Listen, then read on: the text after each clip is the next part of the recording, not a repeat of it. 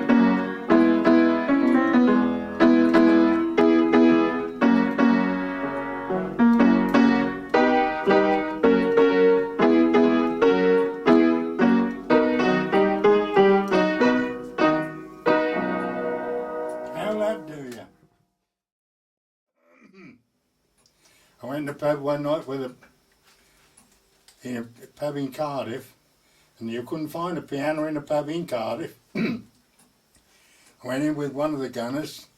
He was a London barra boy, really. Edward Ditch, his name was.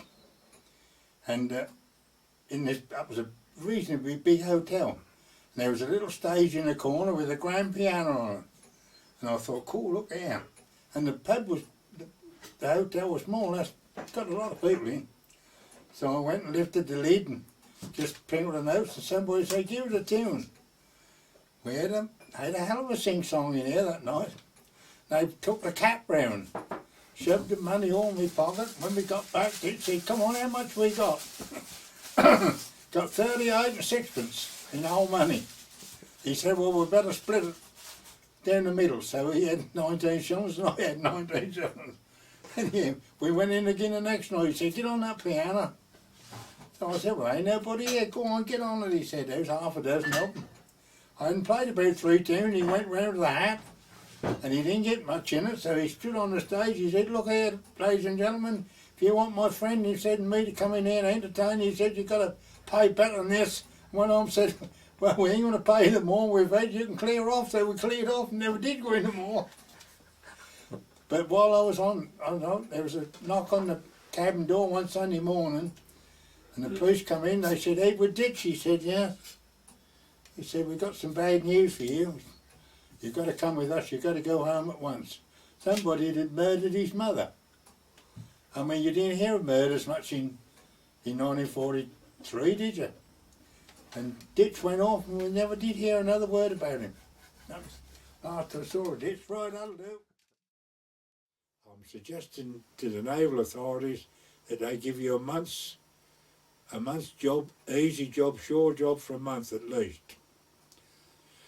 So I presented it to the regulating officer, to the petty officer, and he read it. He said, right, he said, I was just going to see the officer. Come back and he said, Ruggles, he said, how would you like to be commander's messenger? So I said, well, whatever you say, I don't mind. I said, where's the, well, that entail? He just sitting there all day, he said, reading books, and if the commander rings for any attention, he said, you just go in his room and see what he wants. He may want you to post some letters, he may want something else done. He said, simple little job. Start at 9 o'clock in the morning, he said, till 12, start again in the afternoon, 2 o'clock till 5. All right? I said, yeah. So I went down the next morning to where the officers were, and the petty officer stood there. I said, I'm Ruggles, I've got a report for the commander's messenger. Oh yeah, I know all about you, he said. So he said, look, this is where you're sit. Here's your little desk in front of you. So I said, what have I got to do? He said, well, see that board with the disc? I said, yeah. He said, if number 1 ring and you jump smartly up, he said, tap this door, and he went in, there was the desk. He said, you come in, shut the door behind you, stand to attention, say, good morning, sir. He said, and he'll say good morning, and he'll tell you what he wants. And the first day, I said, kept looking at this thing every time it rang. Number 1 didn't ring at all. Second morning, hadn't been about an hour, and number 1 just rang. So I went in and stood smiled attention morning and said, good morning. Would you mind filling my ink? Well, please, he said, I've run out of black ink. Certainly, sir. So I took the ink well off his desk, turned round and come out, and I said to Paddy, I was, where he wants some ink. He's up there on the top shelf. So I filled it. Never forgot it. There was he in his white shirt and his white shorts and his stockings. Went back in and put it down on the desk. The bloody ink shot out the top, all over his blotting paper. He scrapped and jumped up and got the paper and blotted it all. Oh, I said, I'm awfully sorry, sir. Oh, that's all right. He said, you filled it too full. Don't fill it so full next time. I said, all right, sir. And the next day, he was a commander with the Royal Naval Reserves rings on. And the next day, the buzzer went again. I went in. He said, do you know how to send a telegraph off? So I said, yes, sir. From the main post office in Calcutta? I said, yes, sir. You sure? I said, yes, I've sent some myself. He said, would you mind going and sending this one for me? I said, no, sir, certainly I'll go and send it. He said, I'll get the chauffeur to drive you up. So I said, all right, sir. He said, you better read it before you go so you understand. So I said, all right, sir. And that was addressed to the Countess of Carrick, because he was the Earl of Carrick. It was addressed to the Countess of Carrick, so-and-so house, Great Leys, Braintree, Essex. So I must have given a little smile, because he said, what's funny? So I said, oh, nothing's funny. So he said, what are you smiling at then? Oh, I said, I didn't realise I was. He said, well, there must have been something to make you smile. I said, well, as a matter of fact, so I said, I live the other side of Braintree, the same distance as you live London side.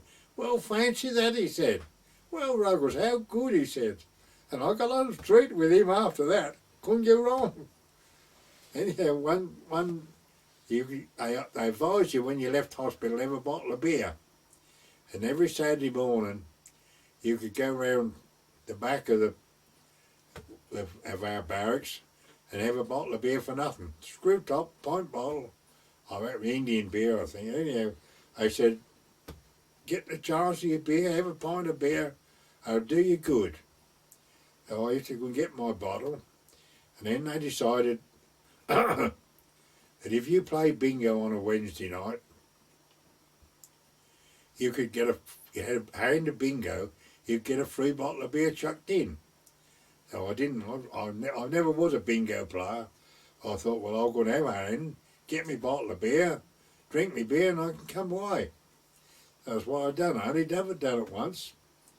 bought me hand, drank me beer. They come walking by the regulating office, and the petty officer in there, his name was Collins.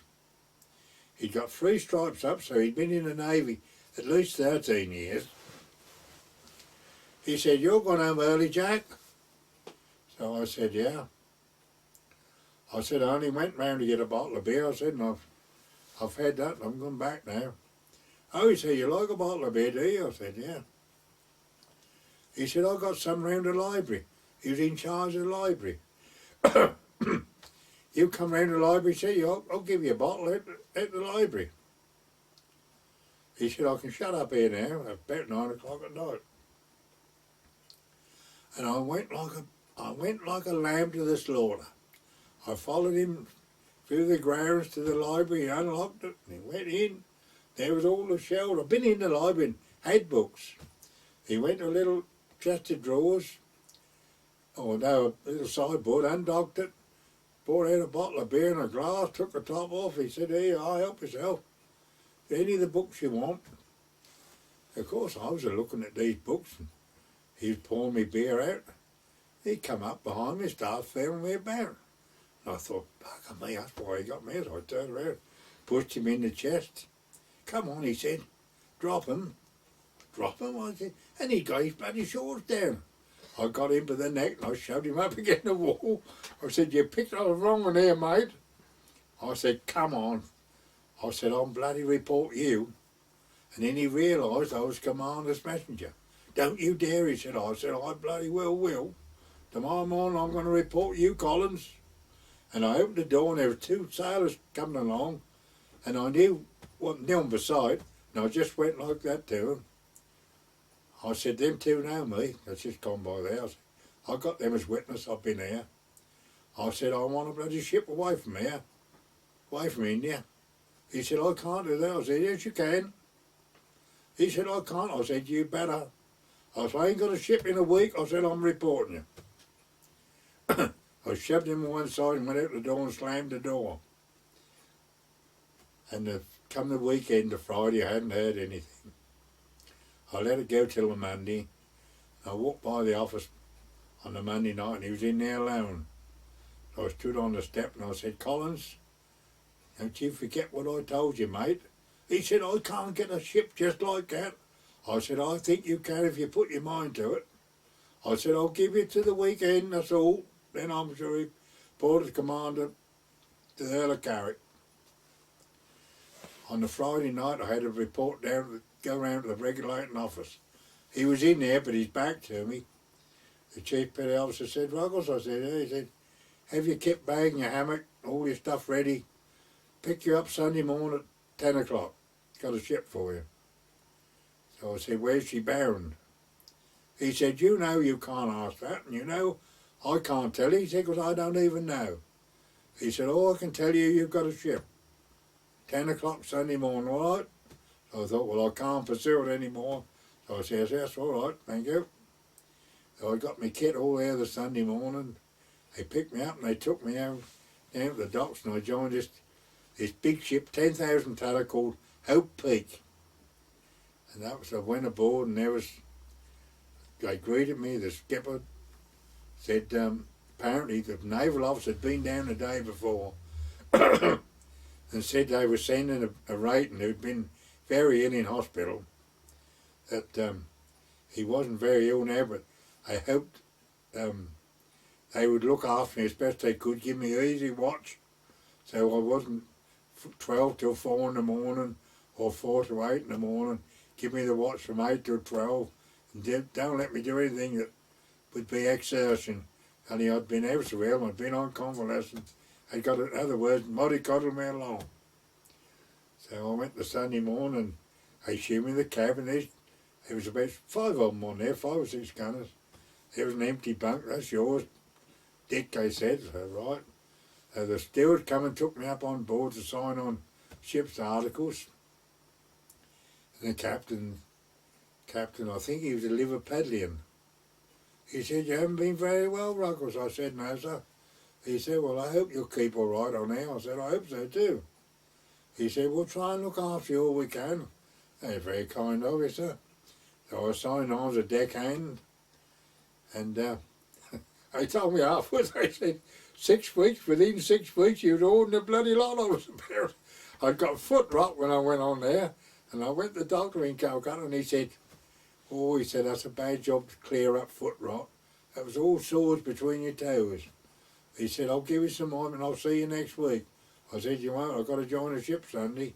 He said, well, tell you what, he said, when you get on that ship and you get to sea, chuck a bucket over the side on a rope, get a bucket of salt water out and sit with your feet in that bucket for half an hour and do more good than ever I will. And I'd done that, and within 5 days my feet were as clear as a bell. And yeah, we left Calcutta, that was on a Sunday I joined it. We left on the Monday bound for Colombo. Went down the Bay of Bengal all on around. 10,000 ton ship called the Hope Peak, lovely. The gunners were all right. There was 3 army gunners and 3 of us naval blokes. Got to Colombo and anchored out in the harbour. They brought mail, Royal Mail steamer come along. They loaded us up with mail for Durban, South Africa. So that's all we took. We never took no other cargo at all. And we left Durban, this was about 4 or 5 days before Christmas. went down the Indian Ocean, and damn me, we didn't break down to Christmas Eve. So therefore the half shaft had broke. So there we were drifting in the Indian Ocean. Apparently we drifted 400 miles off course. I got going. We had Christmas dinner sitting on deck, eating our dinner on the hatch.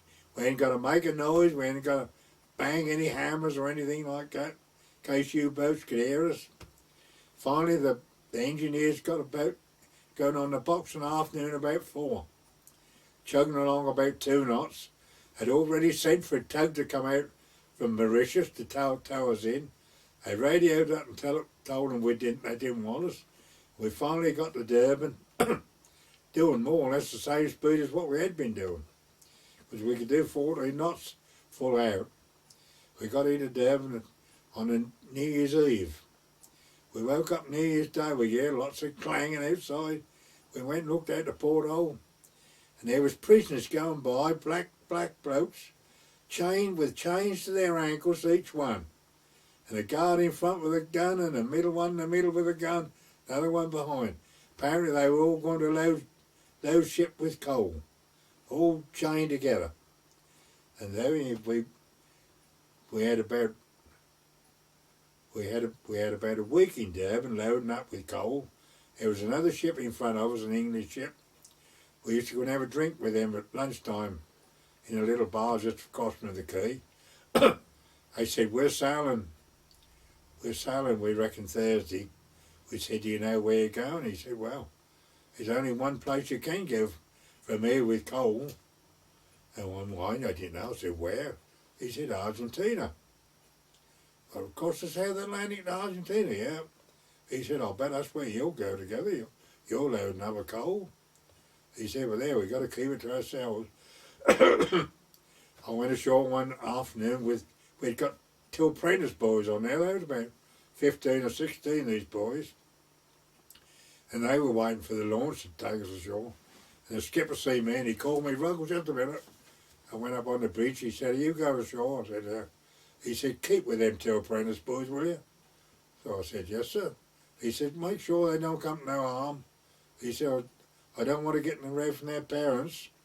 He said, I really should send somebody with them. He said, but you'll look after them. I said, yeah, I won't be in trouble. So we got the launch and we went ashore. The roads were wide. It was as clean as a new pin, Durban.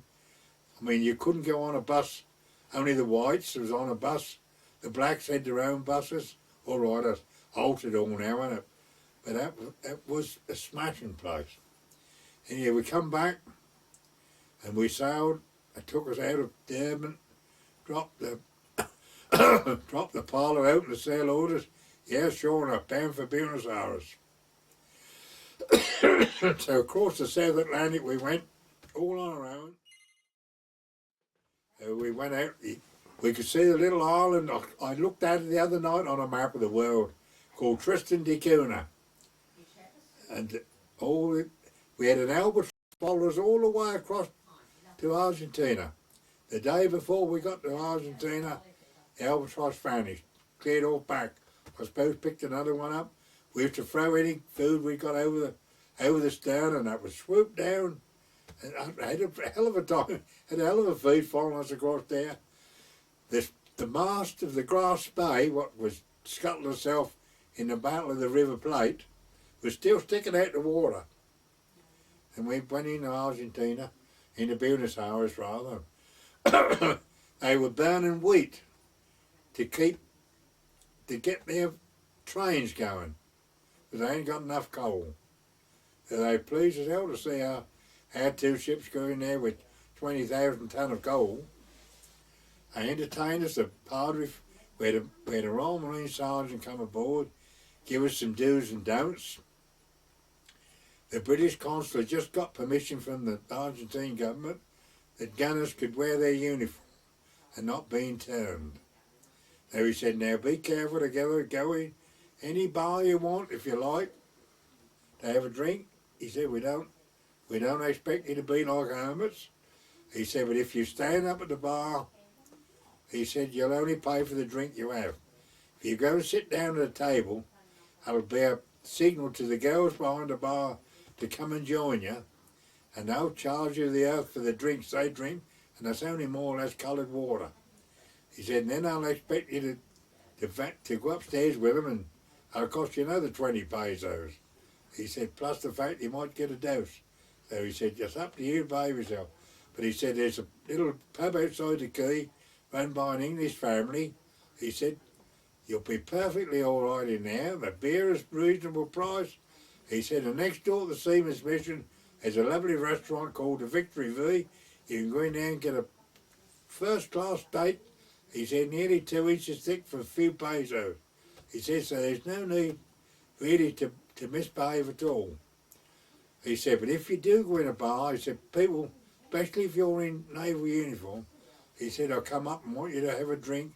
He said, don't accept anything from anybody. He said, don't accept an invitation to go back to their houses. He said, there's Germans, there's Italians, there's all sorts of nationalities in Argentina. So he said, just watch what you're doing. He said, any invitation will come through the Seamen's Mission or through the British consul. They invited us to get a football team up to play a sports club. So we got a team up on board, all right. I played as football in this lovely sports ground. They beat us 5-2. But they took us afterwards. We had all nice cold shower, came out on the lawn, had ice beer, lovely. And that was my 22nd birthday, I remember. And the padre from the mission got up and he thanked the Argentine people for entertaining us in Spanish. Then he related to us what he said in English. And then he said, we've got one of our companies 21 today. They all stood up and said, I'm 21 today to me. And I thought, I'm bloody 22, but I thought that's near enough for you lot. So then I got up and thanked them very much for their kind hospitality and a good time with that ball. Then we left Buenos Aires and we had to go 200 or 300 miles further south to a place called Bahia Blanca. Now there hadn't been a British ship in there since the war started. And we was the first one in. We'd gone there to load up with 10,000 tonne of wheat. And we loaded up there. It was only a bloody one-horse port. You went ashore and up an old dirt path to the road, which was it was like a country and western. The bar was the other side with swing doors that were 2 foot off the ground. We walk across the old dusty path to go and have a drink in his barn. I can see it now. Great big board, Johnny Walker whiskey, distilled in Scotland, bottled in Great Britain, born 1820, still going strong. And the barman, he was a bit of an half-bred Englishman. He would pour us a glass of this Johnny Walker Red Label whiskey. Opposite was a church hall. We ain't been in there long. We only just docked really, and the padre from the mission from Bahia Blanca came aboard with a mate. They generally came to us gunner's cabin first, So we made him a cup of tea and we all sat round our table talking. And his mate said, "What part of North Essex do you come from?" So I said, "Why, is it obvious?" He said, "Yes." "Come on, where do you come from?" I said, "Near Halsted." He said, "My home's at Bocken." I said, "Really?" I said, "What's your surname?" So he said what it was. I said, "I know." I said, "They used to go round buying old horses." He said, "That's right." He said, "Well, I'm one of them. Porter." He said, "I'm one of the porters." He said, I left home, he said, there was a big family, he said, and I thought, I'll go home, I'll go away, make me fortune in South America, he said. I found myself down here. Then we got on like a house afire them. They put on a dance for the ship's company on a Saturday night in the hall. And we all went, and they sent busloads round the area to pick up English families. Had a little band in the corner. I got a photograph somewhere upstairs with the whole ship's company taken with all the company there. Girls, we said, "These bloody girls, they stink of onions." Of course, that wasn't onions, that was garlic. We realised afterwards. We kept nipping out, going in this bar. We got drunk as hell, come to finish. Next morning, I woke up Sunday morning. There was this bloke from Melton Mowbray, one of the gunners. He was 12 years older than me. He was in the army, he was a maritime. "Come on, you drunken bugger," he said. "You promised that parson we was going to his church this morning. He's sending a taxi for us. Get under that shower." I said, "I'm not going, I don't feel well enough." "You are," he said, "you made your drunken promise, you'll go." So we two went. The taxi was there, sure enough, on the quay. We two went, we got in church, and we got pushed out the front pew, and the padre eventually come in and started the service. "Hymn number so-and-so." Gosh, I ain't got a headache. "Art thou weary, art thou languid?" And I looked up at him and he winked as much as say, "You don't feel very sharp, mate." Anyhow, there was an old lady sat opposite us, kept beaming at us with her black straw hat, and when we finished, she'd married an Englishman, and her son had volunteered for the Navy, and he was over here in the Navy. "You must come and have a drink with me. The padre's coming, and Mr. Porter," she said. And we went across to her bungalow, and we had beer over there and sherry. Then he took us to Parson Didden and his mate Porter to a lovely restaurant. And he said, "I'll order for you lot." We had a big old steak coming. Honestly, Neil, they were 2 inches thick, with 2 fried eggs on top. Never have had fried eggs on steak before. And well, I was over, 22. Phil was 32, 34. We wound them into us. God, that was lovely. He got back to his house. He said, "Right, now you do what you do in England. Put your feet up on the settee." And we slept for an hour. He said, "Right, we got evensong now." We thought there was a method in his madness. So we had to go back to Bar Blanca and went in the chapel there for evensong. Then we said goodbye. We sailed on a Tuesday. They come and saw us off, waved to us off. And years later, the houndsman up here near the pump, and Ted Porter was master at that particular time. And I got near the pump and he was at the chestnut door and he said, "Dick, come and have a drink." So I walked over and he said, "What are you going to have?" I said, "I'll have a pint, Mr. Porter, please." And I said, "Here, the penny's just dropped." I said, "I met a bloke in 1945 down in Argentina whose name was Jack Porter, relation to you." And he looked and he said, "You didn't?" I said, "I did." He said, "My father's youngest brother, Jack." He said he went away, he was a black sheep of the family. He went away to make his fortune abroad. He said, "We've never seen him since." I said, "Well, I bumped into him." "Well, fancy that," he said. "Uncle Jack." "Well, I never." I said, "Well, he recognised my voice where I come from." I said, "He told me I come from North Essex." "Well, he said, I can't get over that." He said, I said, "As a matter of fact, Ted, I've got a photograph of him at home somewhere. I've still got it if I'd like to find it. It's in one of my albums anyhow." So then we eventually left Bar Blanca with this 10,000 tonne of wheat. And that was a gale blow, and I wasn't very well then. I got a cold in my stomach. Well, we didn't know what it was.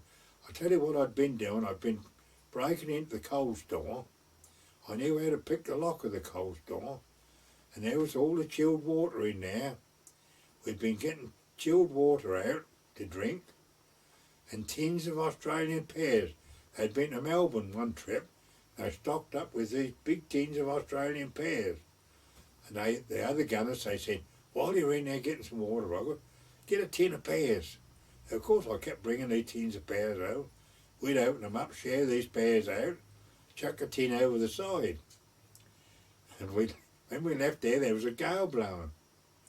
That blew like hell, and I warned very well. So one of the gunners said to the skipper, Ruggles is not very well, he's got bad stomach. The skipper come down, we was at sea then, been a day out. He said, what's the matter? I said, I don't know. He felt my stomach. He said, I can't feel anything. He wondered if I got appendicitis. I said, I daren't tell him we'd been drinking ice water, we'd broke into the coal store. I said, I reckon I caught a chill. You can't get your chilly in the climate out here, he said, but I daren't tell him about the water. Now finally, he said, well, you needn't go on watch for a few days, we'll see how you go. Finally come one morning, he said, look, tomorrow morning you've got to make your mind up how you are. He said, because we should be off Brazil, be off Rio de Janeiro. He said, that'll be the nearest land we shall see till we get home. He said, and if you're not well, I can radio for a tug to come out, take you ashore and put you in hospital. So I said, no, I think I feel a bit better. With my old mate from Melton Mowbray, he said, why don't you drink some warm water?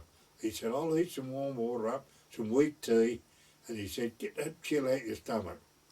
And I felt a lot better the next morning, so the skipper come down. He said, how are you today, Ruggles? I said, I'm a lot better, sir. I can start going on watch again now. I feel all right. You sure? I said, yeah. And day or two later, we was in the galley, and the cook was deciding what we could have for tea. So Phil said, Phil was a bit of a joker. He said, why don't we have some tin pears? Ain't had the tin pears lately? Oh no, more we ain't. He said, yeah, I'll go down to the coal store and get some. So off his old steward went down to the coal store to get these tin pears. He came back, of course there was only one tin left. Well, he said, I can't get over this, he said. I've been on this ship all this time, he said. I've never lost nothing before. So Phil said, what have you lost? He said, them tin pears, he said. There's only one bloody tin left. Some bugger, he said, has took them. Phil said, well, don't look at me. He said, I ain't took them. He said, never lost anything before? Phil said, well, he said, I don't think we have we? He said, of course. He said, there's old Dick here. He said, he's the last one to join us, wasn't he, at Calcutta? He said, I don't think he'd take him. But he said, I know for a fact he's fond of fruit. This old steward, he looked at me. He poked me in the chest. He said, look, mate, I don't want to send missionaries to China and the darkest parts of Africa, he said. I want to send them on this bloody ship, he said. That's where they want to send the missionaries. I said, don't look at me, cook. He said, well, you're the last one to join us. He said, I've never lost nothing before. I thought, well, Phil said, I put him right, didn't it? Yeah, I think I did. Yeah.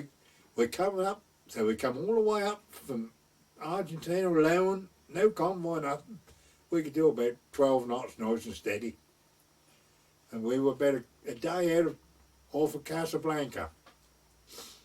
And we had a radio signal from the Admiralty that saying the U-boats were in the vicinity. Would we proceed as quickly as possible to the nearest port? So we dropped anchor in Casablanca harbour the next day. And we couldn't go ashore because nobody got a dock pass and nothing. But we got a Swede aboard. We picked a Swede up in Argentina who wanted to get back to England. He'd been taken off for some illness or other. And he joined the ship. He swam ashore to a little jetty with a rope tied round him. We let a carly float go aft. He pulled the carly float with 2 or 3 on it over to the jetty. We pulled it back to the ship, another 3 or 4 went. "Oh, Phil, my old mate from Melton over," he said, "I'm going." I said, "I ain't, I'm not going to shore here." Anyhow, off these 10 went.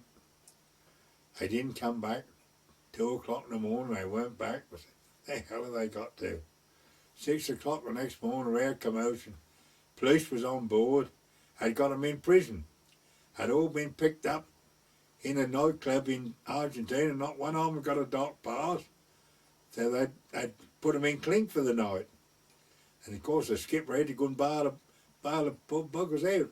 So after that they issued us dock passes, and I went ashore one afternoon, and honestly, Neil, that was the worst place I ever did go to. They'd rob you bloody toenails. Those little old boys wanted to buy a comb. So many, whatever their currency was. And you get the comb out your pocket. I thought, well, that's a good price. Don't swear. You get the comb out your pocket, and they snatch it out your hand and gone like hell. I said, oh, quiet. Ted Morton, I was talking about going to Casablanca, Morocco and all that. I said, oh, I won't go there. It's the last place on earth. Anyway, we finally got a signal from the Admiralty. We got to join a convoy coming out the Mediterranean the next day. So we up and let go, and we joined this convoy coming in the Bay of Biscay, coming up towards England. We said, wonder where we shall have to dock with this 10,000 tonne of wheat. I kept shifting the convoy around.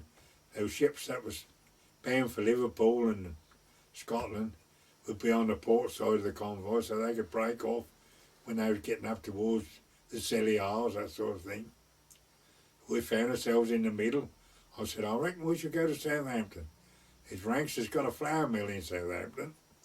So we come through the channel. Now, at such a time as we was doing 1,000 bomber raids over in France then, and at night you could see these planes going over the channel. One mass of planes got over there to drop bombs, because that was getting towards the end of the war then. This was, February, end of February time. 1,000 bomber raids every night over on the continent, over in Ireland and Germany and that. Anyway, we went right by the Isle of Wight. Said, I reckon we're going up to London now. So we found, sure enough, the next afternoon, tea time, I said, there's Southend Pier. Going up the Thames, won't we? Thought, well, I ain't had a shave for 4 weeks. I went and got a new Gillette blade and had a shave. And a little boat Port of London Authority come alongside. They came up and issued dock passes to all of us. And we finally got tied up in Silvertown. Ranks' flour mills at Silvertown. So I thought, right, I can pop ashore now for the night, see Dolly, because Dolly ain't got a clue where I was. Now I knew she was only, quarter of an hour's ride away from, living at Homerton or Hackney. Not far to go anyhow. So the steward come down, and Port of London, security police had come aboard. Apparently they studied the ship's company, the ship's articles, and I was sent for, another Swede was sent for, and somebody else. We picked another gunner up in Argentina from North Shields. He'd been taken ashore with gallstones, and I operated on him. You're not thinking of going ashore tonight? So I said, I was. They said, well, sorry, you can't. I said, I've got my dock pass. Well, I can't help about that. They said, we've got to check you with the naval authorities tomorrow morning. Can't tonight because they'll be closed. So I thought, oh well, another day won't make no difference. And I'd got a taxi case packed with a couple hundred cigarettes for Dolly's uncle and some sugar for her aunt, what we saved on the trip coming back. We'd sewn the sugar up in little canvas bags, about £4 a bag. So about 8 o'clock at night I walked up on deck and I thought, well, so near yet so far. You could hear the traffic going up on the top road. There I stood leaning over the rail and an old policeman come along. Typical Dixon, a dark green bloke. 3 stripes Even Jack, I said, even Sarge. Just come in, I said, yeah. He came up the companionway. He said, where you come from? I said, Argentina. Have you, big God? He said. Any trouble? I said, no, not a bit. Lucky then, I said, yeah. I said, I'm just swearing to myself. He said, why? I said, I've been away nearly 2 years. I said, and I got a girlfriend live at Homerton. I said, she ain't got a clue where I am. I said, I got my dock pass, I got my naval pay book. I said, to prove who I am, I said, yeah, I can't go till the security police clear me tomorrow with the naval authorities. He said, let's have a look at your pay book. So I showed me pay book, prove who I was. She have a look at your dock pass, showed him that. And he said, look, see that blue light up there? I said, yeah. That's the dock gates. I said, oh yeah. You come along there in a quarter of an hour time, he said. I shan't see you.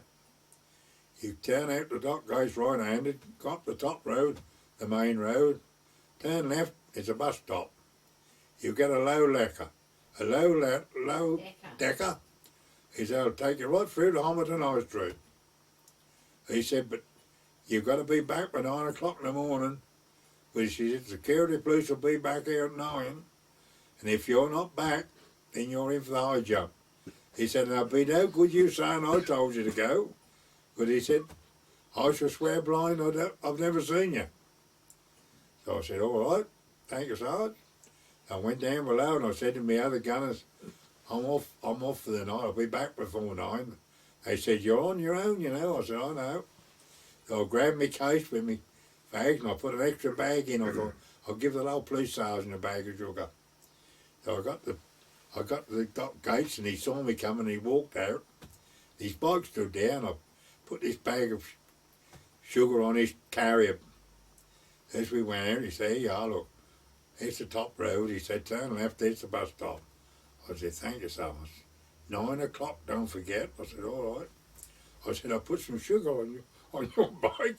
He said, God bless you. He said, my bleeding old woman will be pleased with that. He said, so I got up to the top road and there was a little man in a long cap, a long mac, a cap standing there. So I said, I want to get to Homerton High Street. I said, I'm told a low decker. He said, yeah, come now. He said, come on. So I got on with him. And he said, the conductor's a woman. He said, I'll pay for him. He wanted 2 tuppennies. So he said, where do you want to get off, Jack? So I said, I don't know.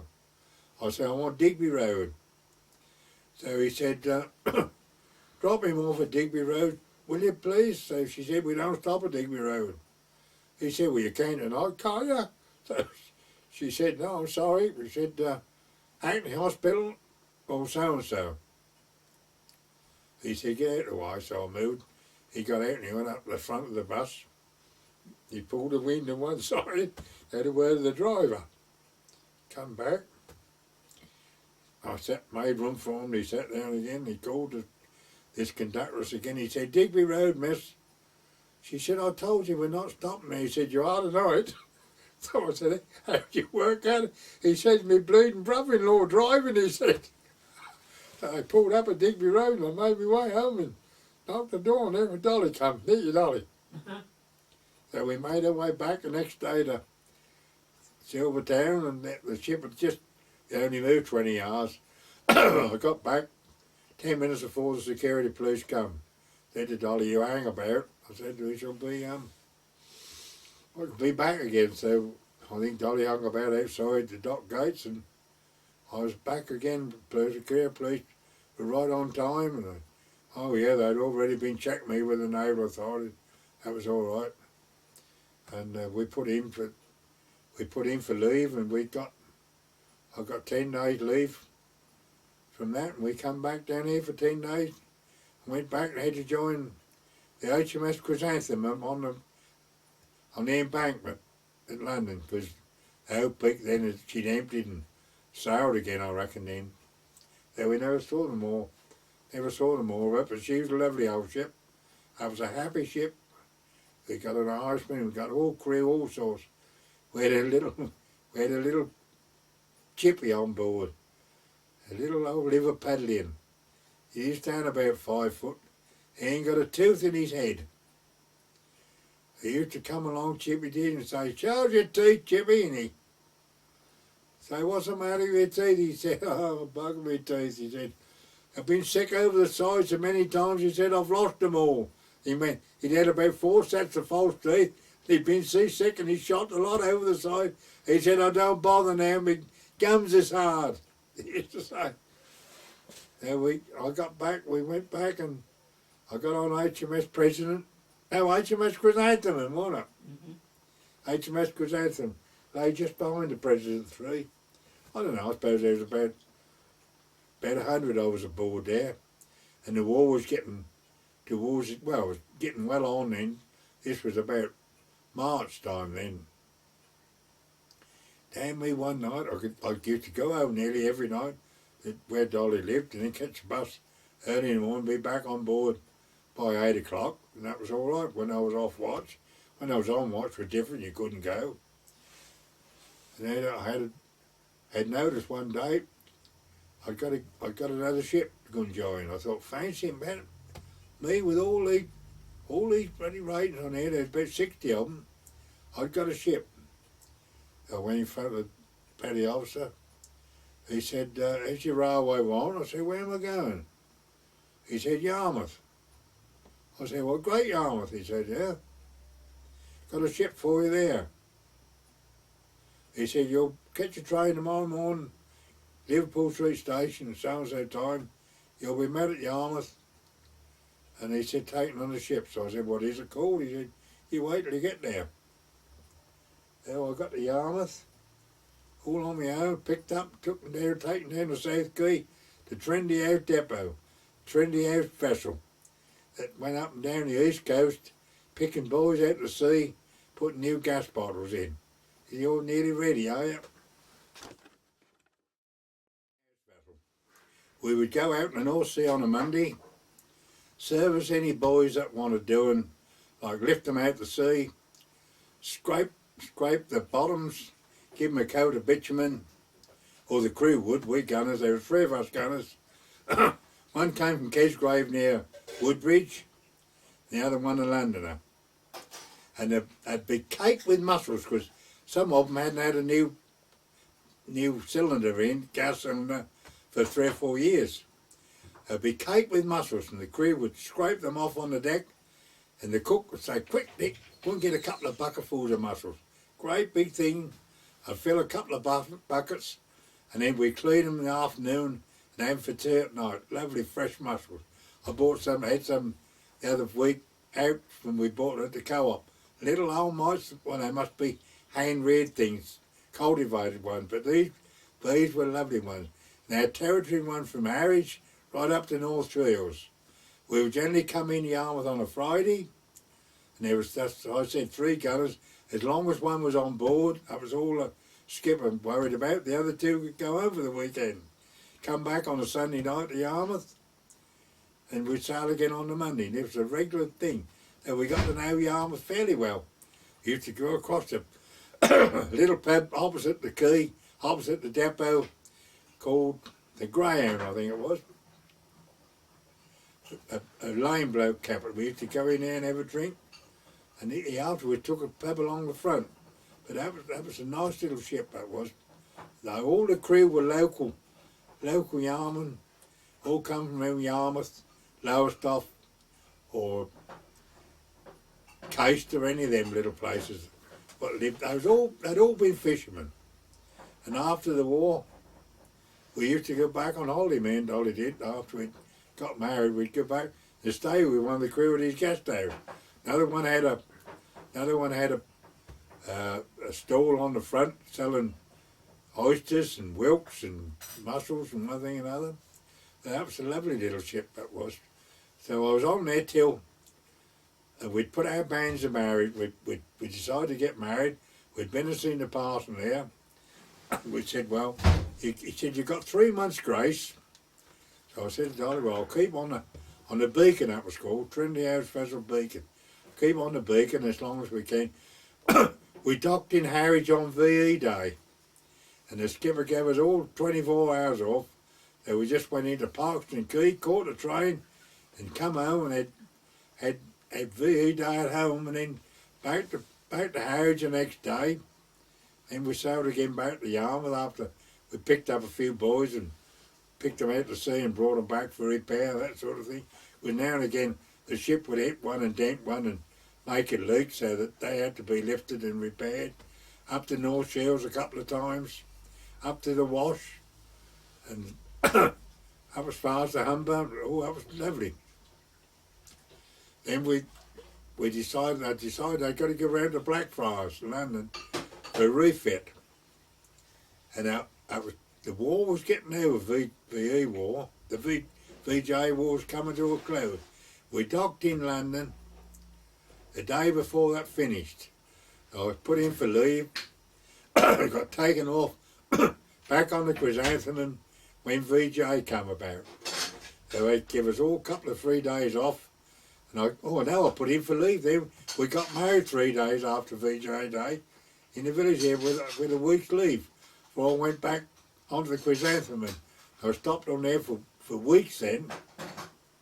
We used to stay with Dolly's brother at Chingford, then come back to the Chrysanthemum every morning. And then one day, one afternoon late, I got sent for, got a ship for you. I said, what now? I said, yeah. Get your kit quick, get your lorry quick. I'll be leaving very, very shortly. They took me through the docks, this bloke in a naval old pickup truck, chucked me kit on board, and I was on a dang great 10,000 ton ship called the Fort Simpson. And no sooner I got aboard and they would let them go. Going down the Thames, and the steward come along and he said, the old man wants to see you. So I went up on the bridge and he said, what are you doing on here? He said, I thought I got rid of you lot. I said, I don't know, sir. I just said son had orders to join you in a hurry. He said, we got no guns. I got no ammunition.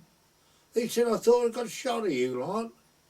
He said, all I've got is some smoke float equipment aft. He said, that's all been dismantled. So I said, what does that consist of? He said, well, 2 or 3 cylinders of acid and the pipes. Because we had smoke float equipment, you can make your own smoke if you want to buy these gas bottles, acid bottles. So I said, well, I had orders to come through and join you. I said, where are you bound for? He said, Vancouver. God, hell, I thought. Well, at the west coast of Canada. I said, Vancouver. He said, well, we're going round to Cardiff to bunker up. He said, we should be in Cardiff a couple of days. Time, he said, to bunker up before we go to Vancouver. I thought, right, I'm off this ship in Cardiff. I thought, I've been to Cardiff, I know the routine in Cardiff. So I went aft, and it was getting dark when we went down to Thames, and I went and had a look at all this smoke float equipment. It was all packed up neat and tidy on the stern. The next day we'd gone through the English Channel by the Isle of Wight. And that evening it's getting dusk, we went round Land's End, went up the west coast. I thought, right. I laid on the bunk reading the book at 2 o'clock in the morning. I put my slippers on so I shouldn't make a noise. I went aft and I flung everything over the stern. Plonk, and all went in the Atlantic. Plonk. Cylinders I just had to push and give me a shove with my foot, and off they went, over they went.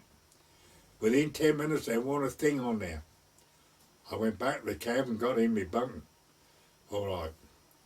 The next evening, about 5, we docked in Cardiff. So I went ashore around to where I knew the naval office was, and there was a sailor stood there on guard. So I said, they still report the ships, Jack, every morning? He said, yeah, 9 o'clock. I said, thank you very much. So I was round, I was first in the queue the next morning. So the petty officer gave us the usual jargon. She'll call you one at a time, stand to attention. So I said, I'm the first. He said, yeah. So in I went. Attention. The same old commander was still there. So he didn't recognise me, but I did him. Ship? I said, Fort Simpson, sir. He hurried through his paper, looked through his papers, picked them all. Suddenly he looked up, he said, oh yes. When did you come in? I said, last night, sir. He looked over and he looked over his glasses. He said, have you disposed of the smoke float equipment? I said, yes, sir. Oh, good, he said, well, there's no need to keep you on any longer. He said, we'll take you off this afternoon. I said, thank you very much. I thought, what a good job I used my initiative and got rid of that stuff. Because nobody said a word. I said, there's a pair of binoculars on there, belong to the Navy. He said, is there really? I said, he said, well, get them, he said, and give them to Petty Officer so-and-so tomorrow, will you? I said, yes, sir. I thought, Ruggles, you fool, you ought to have kept them. You didn't say nothing, you ought to have kept them yourself. Anyhow, I gave them to this Petty Officer the next day. I reckon that old commander read them, I don't know. So, of course, there I was settled in Cardiff, in a building, in some nice big building just near the dock gates. And only been there a couple of days. Bloke poked his head in the door. He said, anybody want to go in football this afternoon? So I said, why? He said, well, we put a team in the Cardiff Wednesday League. And he said, we got a team what we call the Possibles. He said, we want to make up another 11 we call the Probables to play them, give them a game. I said, I don't mind. He said, I'll go down, he said, in the cellar. He said, Petty Officer so-and-so fix you up with some boots, shorts and a shirt. So he said, and the bus will pick you up about 2 o'clock outside. So, of course, the war was over then, you see. So off we went to this ground, apparently the Navy used to rent one afternoon a week.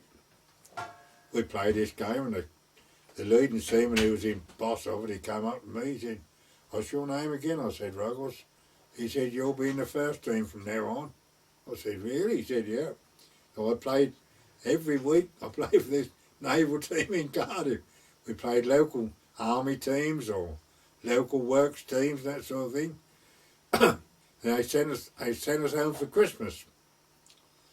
I said, have 10 days leave for Christmas. And you had a group, a demob group. I was 46, and they were just starting the demob group 40. We got back to Cardiff just before the New Year, and the word come round that they were going to close Cardiff base, and you've got to go back to your depots where you belong to. Some was Chatham, some was Portsmouth, some was Devonport. It all depends what you got. You've got a C in front of your number, you were Chatham. If you got a D, you were Devonport. You got a P, you were Portsmouth rating. And my sir got to go to Chatham. All the Chatham contingent left one morning by train.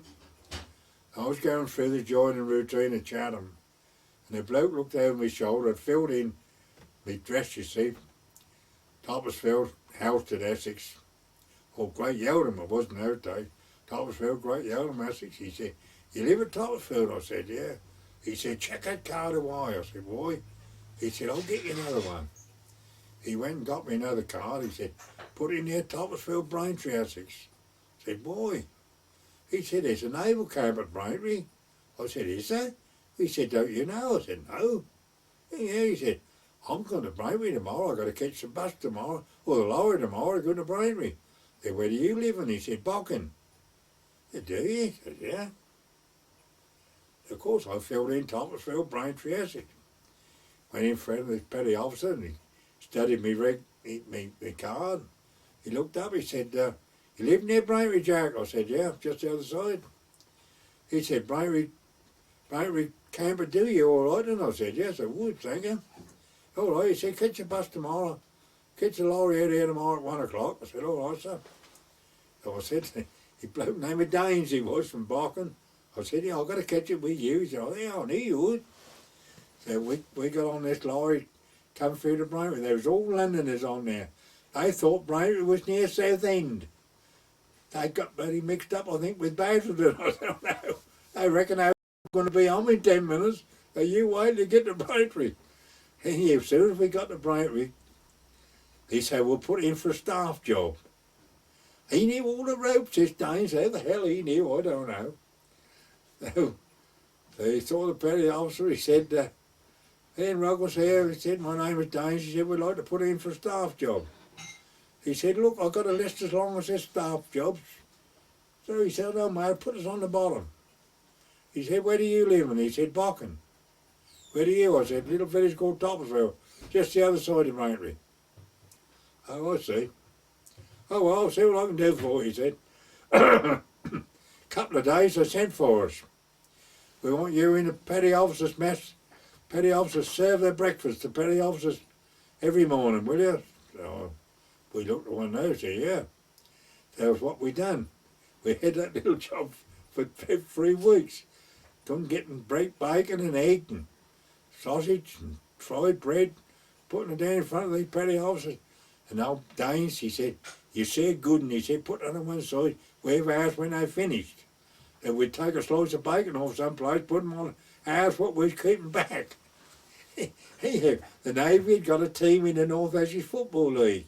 Toppersville was in the league as well. Of course, I could get home when we weren't on duty. Come home, I could get back to Braintree in time for parade the next morning. Used to catch a bus from Yelm about 6:45, get into Braintree, stand somewhere near the Horn Hotel. There'd always be somebody come along and you'd give you a ride into the naval camp.